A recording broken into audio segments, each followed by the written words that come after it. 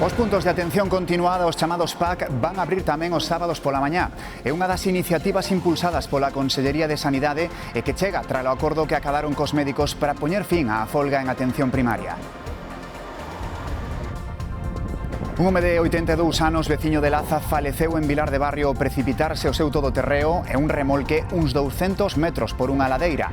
O corpo da vítima foi atopado esta tarde preto do vehículo cun forte golpe na cara, pero todo apunta a que o accidente mortal puido producirse onte.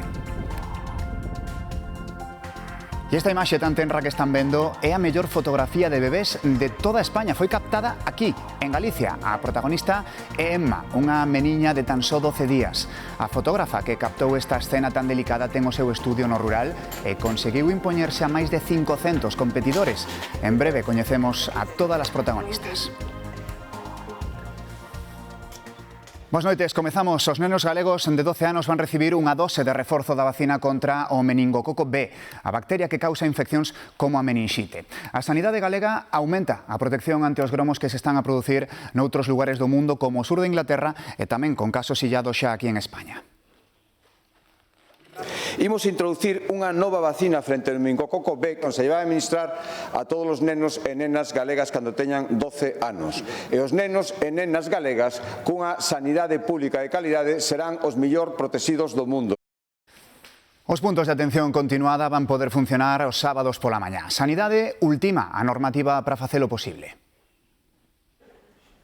Haberá novas prazas para médicos nos puntos de atención continuada para poder prestar servizo tamén os sábados. Tendo en conta que temos unha falta de facultativos, coa negociación dun programa de voluntariedade incentivado para a realización desas gardas. Na base desta medida está a reforma de atención primaria que está levando a cabo a Consellería de Sanidade, a que xa se sumaron a maior parte das organizacións sindicais. A última, o sindicato Mega.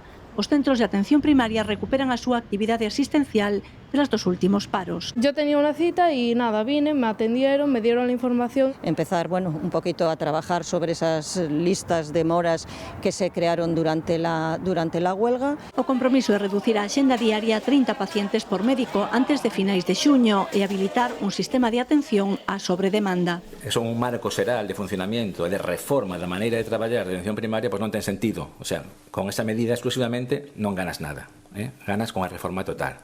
A realidade é que as consultas de atención primaria estaban sobrecargadas e o primer punto que están sobrecargadas é descargarlas. Dende a Xunta de Galicia piden que se traslade o diálogo cos sindicatos médicos ao Ministerio de Sanidade. As protestas polo Estatuto Marco levan suspendidas máis de 170.000 consultas en Galicia. A recuperación da actividade nos centros sanitarios non é completa porque continúa a folga dos médicos contra o Ministerio. Recordouno Alfonso Rueda no Parlamento ante as críticas do voceiro socialista polas agardas en atención primaria. Xesús Fontenla. Ola, que tal? Si Alfonso Rueda explicou que hai dúas formas de xestionar a sanidade pública, unha que é buscar solucións aos problemas que sempre hai e outra buscar culpables.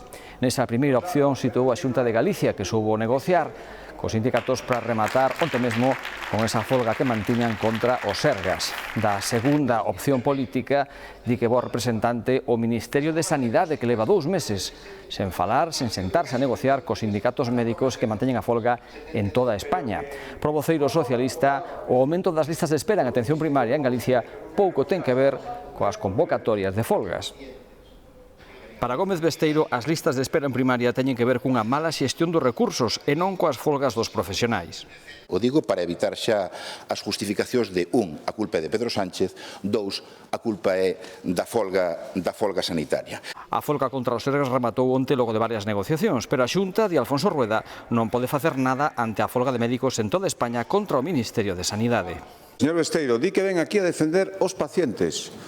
Sí, pois se quere defendelos, dígalle a ministra que os médicos galegos de toda España non pon esa cara. Os médicos galegos e os de toda España están en folga contra un acordo do Ministerio e a ministra non os quere nin recibir.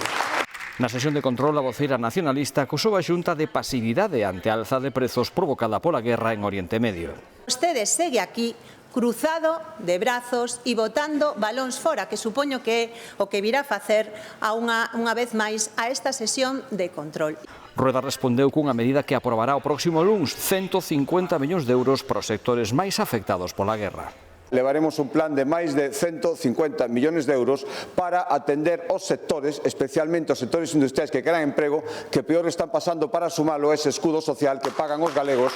Eses 150 millóns de euros irán destinados ás empresas que traballan en Oriente Medio, o sector primario e a resolver con máis rapidez as axudas de inclusión social.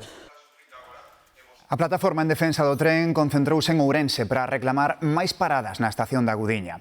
Levanse en elas desde xuño do ano pasado e consideran insuficiente a única parada diaria que anunciou Renfe a partir do 20 de maio.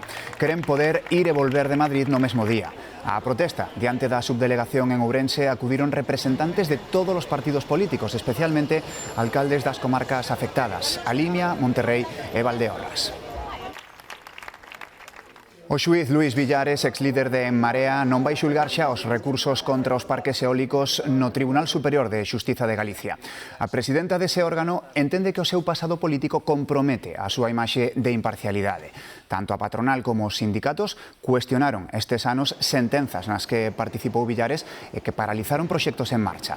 A organización Xuíces para a Democracia, sen embargo, critica o traslado forzoso do xuíz a outra sección diferente. Estamos un día máis pendentes da evolución do conflito en Oriente Medio. Irán rexeita o plan de paz proposto por Donald Trump.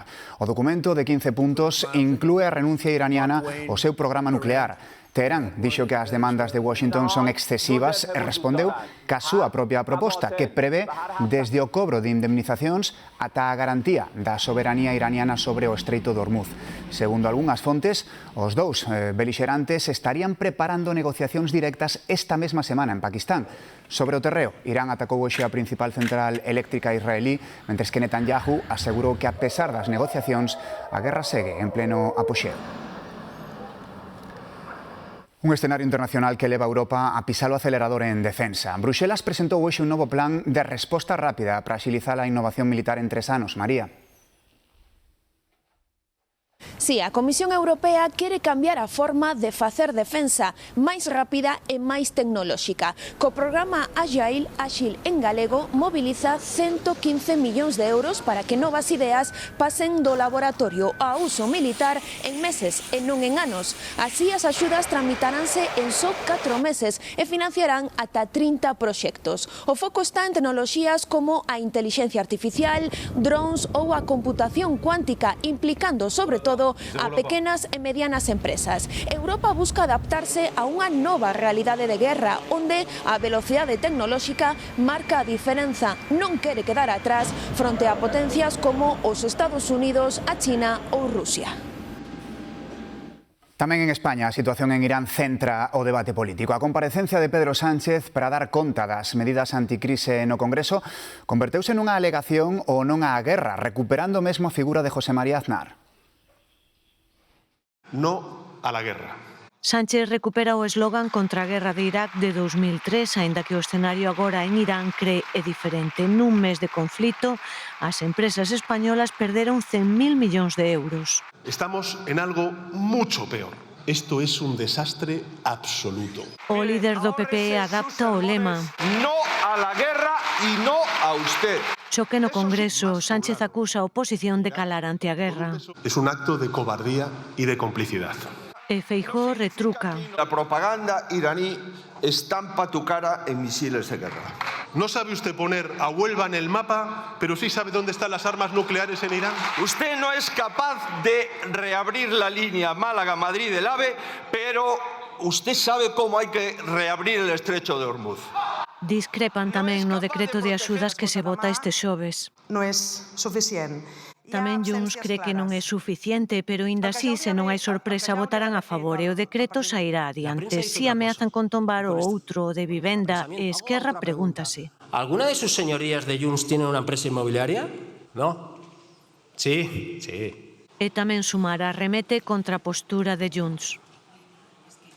Tui celebra hoxe o 140 aniversario da súa ponte, máis dun século sendo un símbolo da unión entre os dous países e tamén un escenario cotián para os veciños de Tui e de Valença. Patricia Vilar.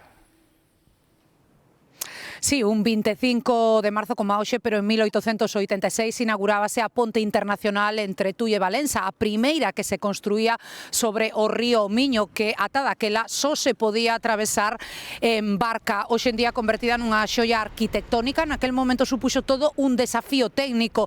A súa estructura de aceiro en celosía e apoiada sobre enormes pilares de pedra estaba pensada para que circularan por aquí abaixo peóns e vehículos, e pola parte de arriba o ferrocarril, tal e como sigue sendo hoxe en día. Naquel momento revolucionou por completo a vida na fronteira, acercando aínda máis dous países os que só separaban 400 metros. A día de hoxe segue a ser un símbolo de unión, de cooperación entre dous povos, entre dous países, pero é sobre todo o escenario da vida cotiá dos veciños de Tui e os de Valença, parte da súa paisaxe sentimental.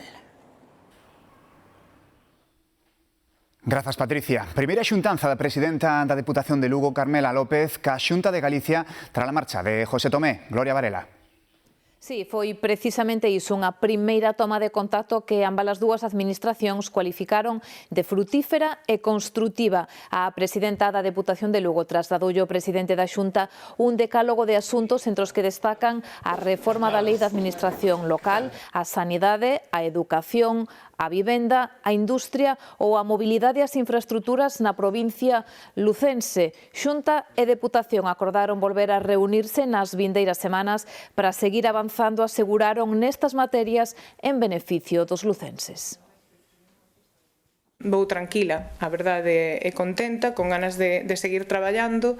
Eu son unha persoa de bastante escoita e que trasladei con normalidade pois todo o que insisto, durante estes 2 meses e pouquiño que levo na presidencia me trasladaron os meus alcaldes e alcaldesas. E agradecemos á presidenta da Deputación a súa vontade de sentarse a falar, porque creo que con estes encontros damos un exemplo de que políticos de diferente cor política se poden sentar, poñer en riba da mesa problemas que afectan a todos os cidadáns e, polo menos, trazar vías de colaboración ou vías de entendemento para poder chegar a acordos en moitos deles. A presidenta de Rede Eléctrica, Beatriz Corredor, compareceu ante a Comisión do Senado que investiga a grande apagada do pasado 28 de abril. Corredor perdeu os nervios cando tivo que valorar conversas telefónicas dos propios técnicos de Rede Eléctrica en que recoñecían nos días previos á apagada que o sistema estaba en situación crítica. Na quenda do senador do PP, Miguel Ángel Castellón, o presidente da comisión tivo que intervir para pedirlle a Corredor que non mentise. Y la presidencia de la Cámara me acusa de mentir. Señora Corredor, no estoy diciendo lo que es su obligación legal, que es no mentir. No hace falta que me recuerde mis obligaciones legales. Señora Corredor, no se ponga nerviosa. No estoy nerviosa, estoy enfadada. Señora Corredor, bueno, nerviosa o enfadada no tiene motivo. Es tan sencillo como en su conocimiento de las cosas contestar las preguntas. A Garda Civil identificou a 2 persoas como os propietarios dos 7 cans que atacaron unha muller de 77 anos en Tomiño. Trabárona nos brazos e nas costas e chegou a quedar semi-inconsciente, aínda que xa recibiu a alta. O ataque aconteceu neste paseo de Vidancelle na parroquia de Estás, en Tomiño. Unha manda de cans pequenos deixaron semi-inconsciente unha veciña do lugar. Mi nai veo a pasear por esta zona e, bueno, cando se deu conta, pois nada, ela contou ata 8 cans e pouco máis se acorda cando quixo darse conta estaba no chan e estaban os cans atacando ya. A muller de 77 anos recibiu a alta hospitalaria, recupérase xa na súa casa moi preto do lugar onde foi o ataque. Sufriu mordeduras destes cans, a maioría deles xa capturados. Un veciño conseguiu que o ataque non fose máis grave. Tuvo a lucidez cando estaba no chan de xirarse por se boca abaixo e cubrirse a cabeza cos brazos. As principales mordeduras foron nos antebrazos e espalda. A familia presentou denuncia na Garda Civil que identificou un home e unha muller como propietarios dos 7 animais que participaron na agresión. Horas antes, a propietaria da vivenda sinalada polos veciños negaba que foran seus. Me aparecen unos perros por la parte de atrás y a mí me dan pena y entonces a veces le echo de comer, ¿sabes? Pero yo no sé de quién son. Pouco antes deste ataque houve outros nesta mesma parroquia. A chavala que ten 8 anos ou así, os 10 cans, pois colleron, pumba. e rascaron unha perniña. El veo aquí porque minutos antes o atacaran a el máis o fillo pequeno. Os animais non tiñan o microchip obrigatorio. 5 foron trasladados ao centro de acollida da Diputación. Outro logrou fuxir. Un home de 82 anos faleceu en Vilar de Barrio ao precipitarse o seu todoterreo por unha ladeira. Atoparon o corpo esta tarde, pero todo apunta a que o home levaba falecido cando menos desde onte. Foi un veciño que viu o coche quen deu o aviso. O accidente ocorreu no monte comunal de Arrúas. O todoterreo sinistrado estaba ao fondo dunha ladeira.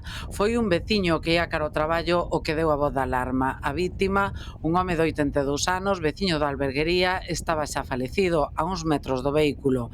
Mais arriba, na ladeira, quedou o remolque que levaba enganchado ao coche. Debeu intentar subir hacia o monte. E ao chegar arriba non debeu as rodas, deberon patinar, entón intentou dar a volta. Entón, ao dar a volta, o desnivel era bastante profundo, entón o remolque, o coche volcou, o remolque quedou arriba porque se soltou e el debeu dar 2 ou 3 voltas de campana de lado. Para sacalo dali tivo que intervir o GES de Laza cunha ambulancia todoterreo. Accedemos ca nosa ambulancia 4x4 que temos, chegamos casi ao cerca del, os últimos metros e que tuvemos que acceder con o noso equipo para poder sacalo á zona accesible de vehículos. A complicada orografía da zona dificultou tamén os labores para retirar o coche. Rematou o xuízo polo asasinato dun mozo hai 7 anos en Salceda de Caselas. As olladas están agora postas nos 9 membros do xurado popular, Andrea.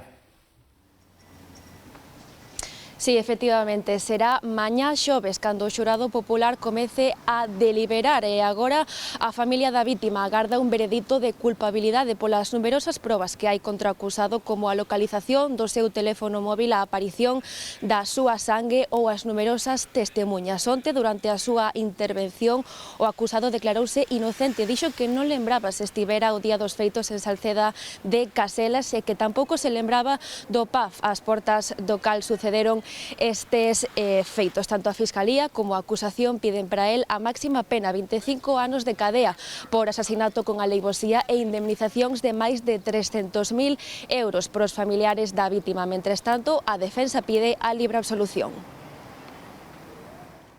A Policía Xudicial investiga o xefe da Policía Local de Teo. Tratan de averiguar se asinou as horas de servizo á comunidade impostas a un condenado por violencia de xénero sen que as realizara. Fontes municipais confirman que o xulgado investiga por suposta falsificación de documento público e encubrimento de condena. A Policía Nacional detivo outros 3 seguidores radicais do Celta polos altercados en Vigo cos afeccionados do Olympique de Lyon. Os arrestados son membros do grupo Tropas de Breogán. O pasado día 11, unha trintena destes ultras atacaron varios xeareiros do club francés. Feriron 3 deles e estragaron parte dun pub da zona do Areal. Cas novas detencións, xa son 5 os arrestos por aqueles incidentes.